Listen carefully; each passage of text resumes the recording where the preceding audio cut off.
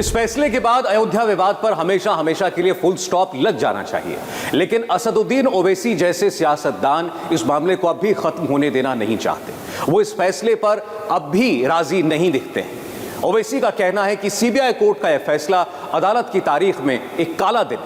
आज का यह फैसला सीबीआई कोर्ट का भारत की अदालत की तारीख का एक काला दिन है, और मैं इसलिए कहता हूं क्योंकि सुप्रीम कोर्ट ने 9 नवंबर को जो सिविल डिस्प्यूट के मुकदमे का फैसला दिया था, जजमेंट में सुप्रीम कोर्ट ने कहा था, अंग्रेजी में कहता हूं कि सुप्रीम कोर्ट ने कहा था कि it is an egregious violation of rule of law, और सुप्रीम कोर्ट ने यह भी कहा था कि ये calculated act of destroying a public place of worship.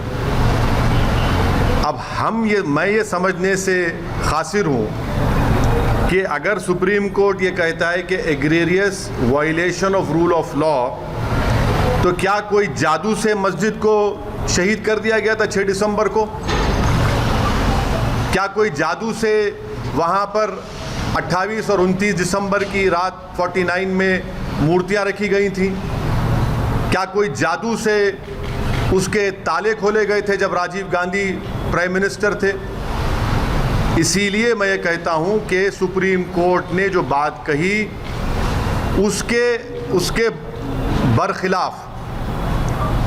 उसके बरखिलाफ आज ये जजमेंट आया है, और ये मैं कहने पर मजबूर हूँ कि violence page for you politically.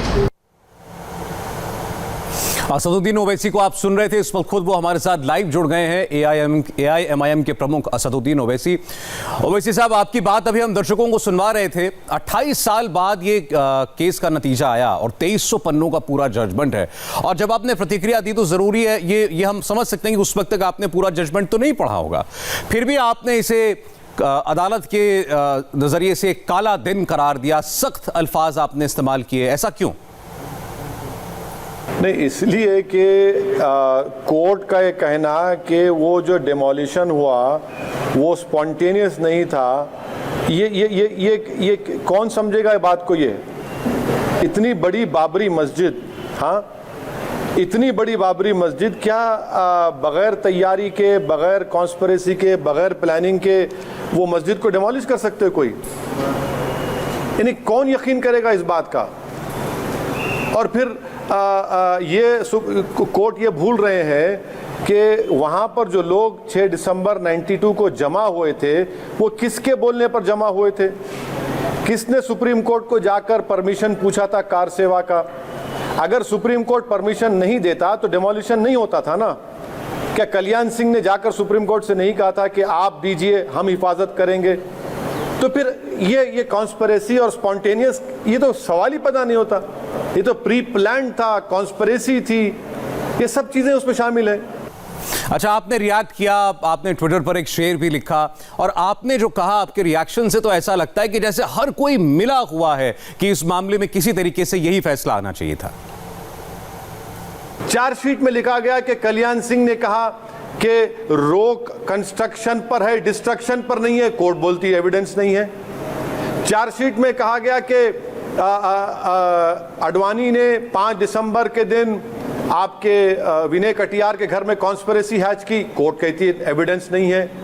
आपके मीडिया के फ्रेटर्निटी के लोग, मैं उनको सलाम करता हूं जो कोर्ट में जाकर कहे कि हम चश्मदीद गवाह हैं, हमने देखा कि कैसे प्रोवोकेट किया गया, कैसे प्लानिंग से किया गया। मैं सलाम करता हूं उन पुलिस के आला ओहदेदारों को जो आडवाणी और मुरली मनोहर जोशी की हिफाजत के लिए रखे गए, तो उन्होंने कोर्ट में जाकर कहा, कोर्ट उसको डिसरिगार्ड करती है। तो इसीलिए हम कहते हैं कि एरोनियस जजमेंट है, इसके खिलाफ अपील होनी चाहिए, और उम्मीद करते हैं कि भारत के प्रधानमंत्री श्री नरेंद्र मोदी जो आडवाणी को भारत का सबसे हाईएस्ट सिविलियन अवार्ड दिए, वो इंसाफ की खातिर सीबीआई को इजाजत देंगे इस फैसले के खिलाफ अपील करने के लिए। ओवैसी साहब, आप खुद ही कह रहे हैं कि ये सारी बातें अदालत के सामने रखी गई थी, लेकिन अगर उसके बाद भी अदालत का ये फैसला है कि बाबरी मस्जिद ढाने के लिए कोई साजिश नहीं की गई, तो फिर आपको कोर्ट के फैसले पर भरोसा क्यों नहीं है? आपको अगर न्याय तंत्र पर भरोसा नहीं है तो फिर किस पर यकीन करेंगे?